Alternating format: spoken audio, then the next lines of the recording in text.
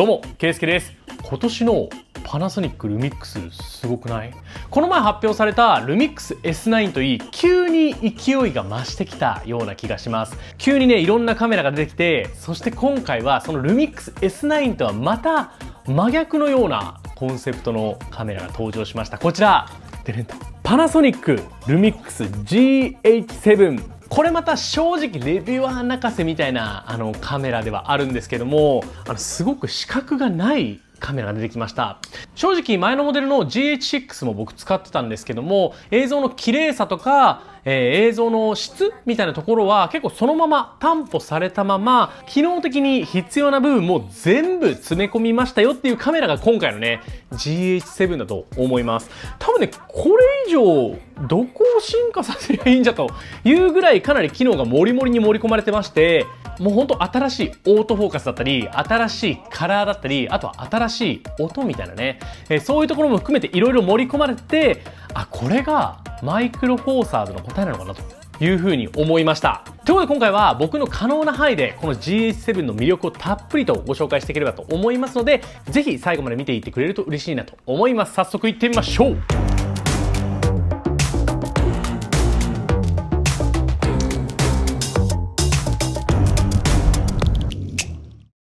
はい、ということで改めまして今回ご紹介するのはこちら、パナソニックルミックス GH7 というカメラです。GH シリーズについてね、ちょっとサクッとご紹介したいんですけども、このですね、パナソニックルミックス GH シリーズっていうのはマイクロフォーサーズっていうセンサーを使ったカメラシリーズになります。僕のね、この手元にあるルミックス S9 とかはフルサイズっていう大きいセンサーを積んだカメラ群になるんですけども、こちらの GH シリーズはマイクロフォーサーズっていう一回り小さい二回りぐらいかな、小さいセンサーを積んでる形になります。でこの GH シリーズっていうと GH5 がすんごいこう流行ってというか、もう YouTuber みんな使ってるみたいなね、そんなカメラになって、そこから結構知名度が上がって、で今はその GH5、GH5M2、6、7という風な感じで新しいモデルが出ました。でこのセンサーっていうのが違うと何が違うかっていう話なんですけども、センサーが大きいと、例えばこういうフルサイズセンサーっていう大きいセンサーだと暗いところで綺麗に撮りやすかったりとか、あとはボケ感があったりとか、要は画質面っていう意味でのメリットは大きいです。ただ無理をするんですよね。このセンサーが大きいってことはちっちゃいカメラに詰め込むのっていうのももちろん難しくて、あとは処理とかも膨大になるんで結構大変な処理が必要になるんですよ。なんですけども、センサーが比較的小さいこういうマイクロフォーサーズっていうセンサーとかだとフルサイズと比べてあんまり無理することなくいろんな機能を詰め込めるんですよね。なんでそれこそ安定性とか業務で使うっていう風になった時に信頼しやすいのはこういうねマイクロフォーサーズ GH シリーズの強みだったりします。なんかね、こういう発信をしてるとたまにね、視聴者からコメントもらうんですけども、なんかカメラ買ってみたら、うわこれ30分ぐらいしか記録できないじゃんとか、こういう細かいところ気づかなかった、こういうデメリットあるんだみたいなところがねたまにあったりするんですよ。やっぱカメラ個別ね、それぞれメリットデメリットあったりするんで、そういう特殊な用途でちょっとここは合わないみたいなポイントがあったりするんですけども、この GH シリーズに関してはそれが限りなく少ないというかないんじゃないかなっていうレベルで死角がないようなカメラに僕は感じてます。はい、で軽くスペックご紹介していきます。スペックに関しては基本的には GH6 と大きく変わる部分はないです。画素数も2500万画素、動画のスペックは 5.7K の 60p、4K の 120p も撮れます。フル HD の 240p も今回撮れますね。そういう画素数とか動画のスペックっていうのは基本一緒で、機能いっぱい詰め込んで重さ微妙に軽くなってます。確か GH6 が 823g とか、その辺だったと思うんですけども、今回は約 805g という形になっています。なんかこう持ちやすくもなってるから結構軽く感じるような気がする。これ僕の感覚だけかな。比較してはないんですけども、なんか持った感じすごく軽く感じます。ホールド感がめっちゃいいからかも。でスペック上で大きく変わったところが2つあって、まず1つ増面位相差 AF です。オートフォーカスの形式で GH6 まではコントラスト AF という方式が採用されてて、最近のトレンドとしてはこの増面位相差 AF とコントラスト AF、 この2個でね動作するカメラの方が多いんですよね。増面位相差の方がもっと正確なオートフォーカスが得られるということで、今回から増面位相差 AF がこの GH にも搭載されました。これが1つ。あと連写ですね。AFC コンティニューアス AF で、秒間60コマの写真が撮れます。もはや写真撮ってそのまま動画にできるみたいな感じで連写ができます。ということで外観ちょっとチェックしてみましょう。はい、こちらが GH6 となります。外観こんな感じ、ちょっとごついっていう感じがしますね。パナライカの 9mm のレンズがここについています。で、背面液晶ですね。背面液晶はこれなんていうのかな、バリアングルチルト液晶っていうのがこうやってチルトもできるし、バリアングルとして外にも開くと。なので自撮りもしやすいよという形になります。GH6 と同じポイントとして、ここがねちょっと硬いっていうのも一緒になります。ここが硬いんですよね、ちょっと。外観としては前のモデルとほぼ一緒なんですけども、改めて感じたところでいうとここですね。ここのね前側にレックボタンがあるの結構良くて、僕はね結構自撮りしたりするので、ここでピッとレックができるの割とねいいなと思っています。で、一応右側側面ですね、メモリーカードの保管場所があります。ここに SD カードと CF エクスプレスタイプ B が入るような形になってます。ちょっとねこれは最初コツがいるかもしれない、開けるのに。はい、逆側こんな形です。マイクジャック、ヘッドホンジャック、USB-C、HDMI なんで、標準の装備となっています。で、バッテリーに関しては最近の、ルミックスのカメラ全部共通ですね。この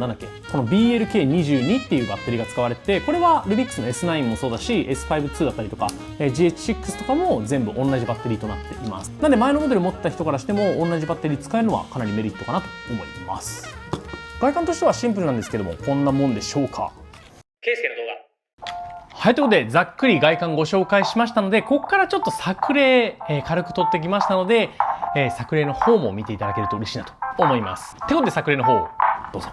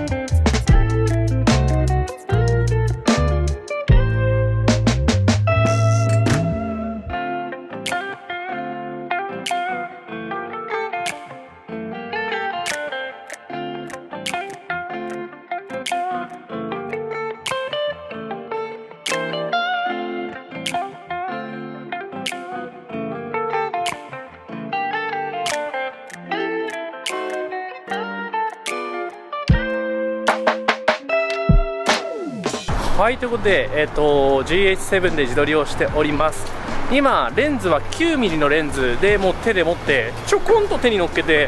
撮影してます。結構手ぶれしやすそうな状況だけどいかがでしょうか。いかがでしょうか、手ぶれの感じは。今手ぶれ補正は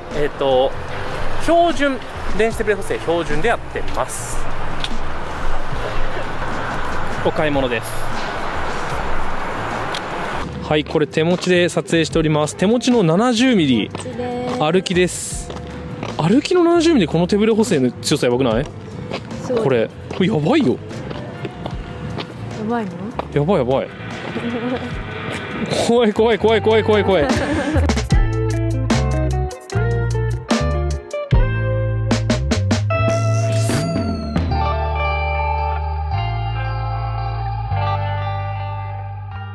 はい、ということで作例いかがでしたでしょうか。今回の作例に関しては、この 9mm のレンズと、あとこちらにある 35-100mm f2.8 のパナライカのレンズ、この2つで撮影しました。これめっちゃいいね。この 35-100mm ってことは、フルサイズの換算でいうと 70-200mm のレンズでこんなちっちゃいの。望遠対応使える f2.8 のレンズでこんなちっちゃいのめっちゃ感動しちゃいました。これすごいわ。しかもインナーズームってことでズーム域変えてもこうやって伸びることがないっていうのが結構便利ですね。で、写りに関して言うと前回の GH6 からするとそんなに大きく変わってるところはないんですが、特徴を挙げるとすると、写真もまずね、チラチラ撮っております。内部にねリアルタイムラットっていうのが入れることができるので、これはS5-2 とかルミックス S9 とかも一緒なんですけども、中で自分の色味を入れて、でそのまま取って出しのまま素敵な色味を表現できるというものになっています。僕このリアルタイムだとめっちゃ好きで、自分の色味をもう入れてね撮影できるのがめっちゃテンション上がるんで、かなりね大好きな機能なんですけども、それで本当に撮影して、これ本当にマイクロフォーサーズかって思うぐらいしっかりボケ感があったりとかして、そこはすごく楽しかったです。あとですね、新しいモノクロの色味でライカモノクロームっていうのも追加されていて、結構ね僕はコントラスト高めのモノクロの写真好きだったりするので、割とこれでのスナップも楽しかったですね。こんな感じ。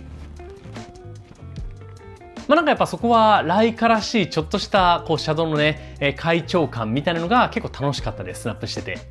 で動画に関しても撮ってみたんですけども、動画に関してもクオリティ自体は前の GH6 から変わらないんですけども、今回というか最近のねパナソニックルミックスのカメラって手ブレ補正めっちゃ強いんですよ。ね、で手ブレ補正めっちゃ強くて、こういうのとか望遠で撮ってほんまにこれみたいな。ね、広角で撮ったら本当に揺れなさすぎて、ジンバル絶対いらんやんみたいな、そのぐらいの手ブレ補正効いちゃうんですよね。でこれも中の設定としては手ブレ補正オンにして、で電子手ブレ補正に関しては標準と強2種類選べるんですけども、標準で撮影しても十分手ブレ補正効きます。なんでもう本当に動画撮った時に手ブレ補正効きまくって全然手ブレがしないっていうのも、このねパナソニックルミックスのカメラ群のめちゃめちゃいいところだなと思います。これね、この前のルミックス S9 のね、レビュー動画でも話したんですけども、なんかこう、前はね、ちょっと歪んだりしてたのを逆位相をかけて、なんか補正してるらしくて、要はなんかノイキャンみたいなのをつけて補正してるらしくて、それの精度がめちゃくちゃいいです。ケイスケの動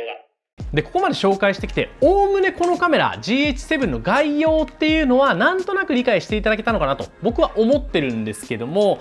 最初にね、僕が言った視覚がないという言葉、なんかそれね、回収できてないですよね。今から回収します。新機能がいっぱいあるんですよ。新機能がいっぱいあって、もうそれがほとんどの人のニーズにちゃんともうぴったりハマってるというか、どんなニーズにも対応できるような新機能になっています。でもざっくりと列挙していくんですけども、まず1つ目オートフォーカス、さっきご紹介したものなんですけども、コントラスト AF に追加されて増明位相差 AF っていうのが追加されたので、オートフォーカスのスピードっていうよりはオートフォーカスの精度っていうのが良くなりました。結構ねよく言われたインタビューとかで動画撮った時にちょっとコントラスト AF だとこう前後にね揺れてしまうっていうのがあったんですけども、そういうのもなくしっかりとピントが合うようになっています。2つ目、これもさっき紹介したんですけども、撮影のコマ数が増加してます。コンティニュアス AF で60コマ撮影できるようになってるんで、もはや写真で撮って後からつなげて動画にできるみたいなくらい連写ができます。で、3つ目、ダイナミックレンジブースト。これね、GH6 の時は確か ISO2000 以上じゃないと使えない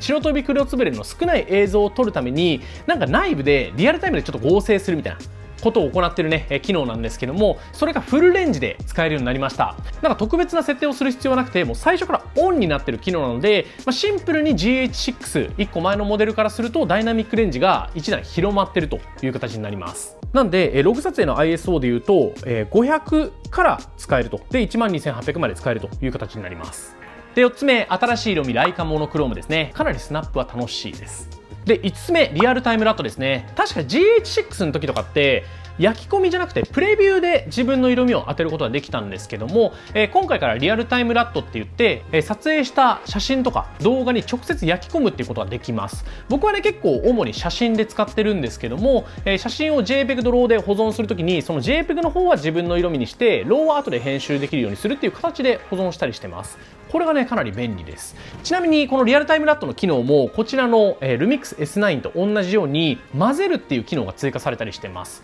なんで、2種類のラットを混ぜたりとか、あとはその混ぜる割合を調整したりとかもできます。で、6つ目、さっき紹介した手ブレ補正ですね。手ブレ補正はもう言うまでもなく、おそらく今発売されてる要は一般コンシューマー向けのカメラの中で、おそらく一眼カメラの中ではこのルミックスのカメラ、GH シリーズないし、ルミックス S シリーズが一番僕は手ブレ補正強いんじゃないかなと思ってるので、本当に手ブレ補正に関しては信頼していいと思います。次、7つ目、ライブストリーミング機能対応してます。これは確か GH5M2 の時も対応してたと思うんですけども、なんか GH6 の時は使えなくて、スマートフォンのアプリだったりとかパソコンとつないだ時にそのままライブ配信ができるような機能になっています。これもめちゃくちゃいいし、そして次の8つ目、プロ棋士の撮影もできるようになりました。このプロ棋士の撮影っていうのは動画データね、普通に撮影するとちょっと重たい動画データになっちゃうよっていう時に、それとは違う編集のちっちゃいデータも同時記録することができて、編集の時はこのプロキシのちっちゃいデータ使って最後の最後に入れ替えて書き出しをするということができるようになります。なんでワークフロー的にかなりサクサクっと編集ができるようになるっていうのもメリットであります。で最後9個目が別売りのマイクアダプター、これをよいしょつけます。で、ここにマイクとかを接続すると、こちら32ビットフロートで記録することができます。この32ビットフロートっていうのは音のね、記録の方式みたいなものなんですけども、要するにもう音割れしない状態で音が取れるんですよ。びっくりでしょ。後で編集で音割れしない状態に戻せるっていう32ビットフロートっていうので撮影ができます。なので、音とかにもっとこだわりたいよって人は別売りのレコーダーとか買うことなく32ビットフロートで対応できるんで、こういう、本当にプロフェッショナルに対応したような機能になっています。ケイスケの動画。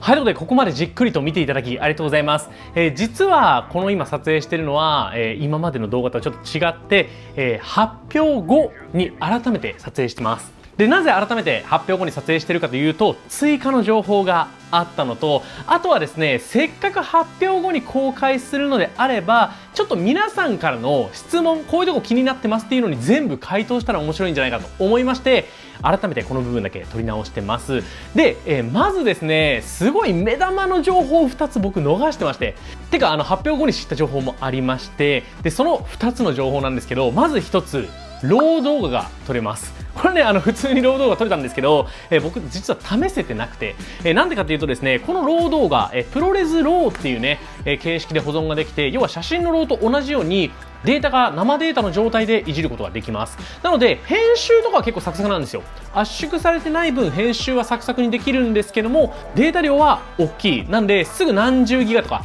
いっちゃうんですけども、その代わり色とかね、めっちゃ綺麗に入ったり画質もめっちゃ綺麗っていうのがこのローってやつです。で本体このね内部記録に対応しているのがプロレスローってやつなんで、対応してる対応してない編集ソフトとかもあると思うんですけども、とりあえず内部でローが撮れるっていうのはなかなかね今のカメラにはない機能だと思いますので、ぜひ試してほしいなと思います。しかもね内部ローを撮れるカメラでちょっとさっきね値段知ったんだけど、だいたい27、8万ぐらいなのよ。